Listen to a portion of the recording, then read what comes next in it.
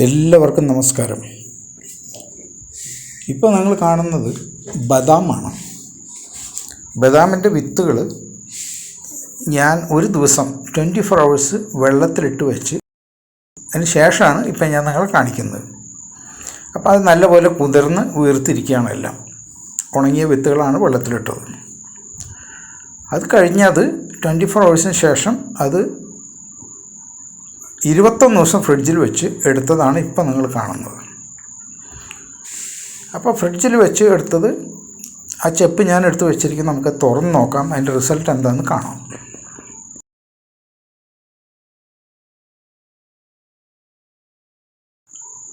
ചെപ്പ് ഞാൻ തുറക്കുകയാണ്.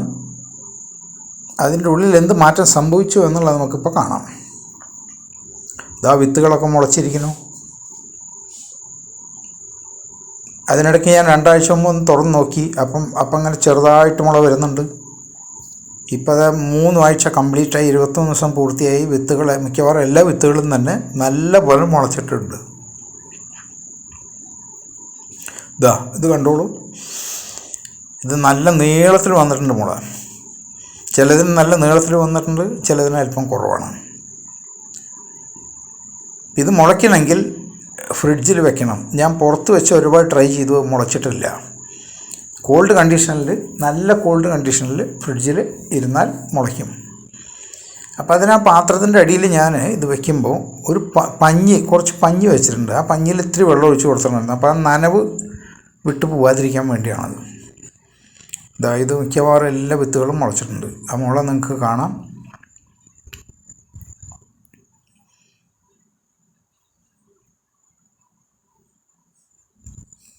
ഇപ്പം നമുക്ക് ട്രാൻസ്ഫർ ചെയ്യാം.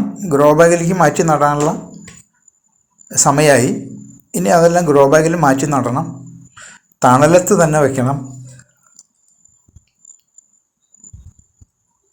ചെടി ഇല പുറത്തേക്ക് വന്ന് 2 ഇല വന്ന് കൂടുതൽ ഇലകൾ വന്ന് വലുതാവുന്നവരെ കുറച്ച് നാൾ തണലത്ത് വയ്ക്കണം. വലിയ വെയിലത്ത് കൊണ്ട് വെച്ചാൽ അത് ഉണങ്ങിപ്പോവും. ഒന്നാമത് ഇത് കോൾഡ് ക്ലൈമറ്റിൽ വളരുന്ന ഒരു ചെടിയാണ്. അപ്പോൾ അതുകൊണ്ട് എക്സ്ട്രീം ഹീറ്റ് അതിന് പറ്റില്ല. പിന്നെ ഗ്രോ ബാഗിലേക്ക് മാറ്റി തണലത്ത് വെച്ച് ചെടി അതിൽ നിന്ന് ഇലകളൊക്കെ വന്ന് വലുതായി പ്രോഗ്രസ് ചെയ്യുമ്പോൾ ഞാൻ മറ്റൊരു വീഡിയോയിലൂടെ നിങ്ങളത് കാണിക്കാം.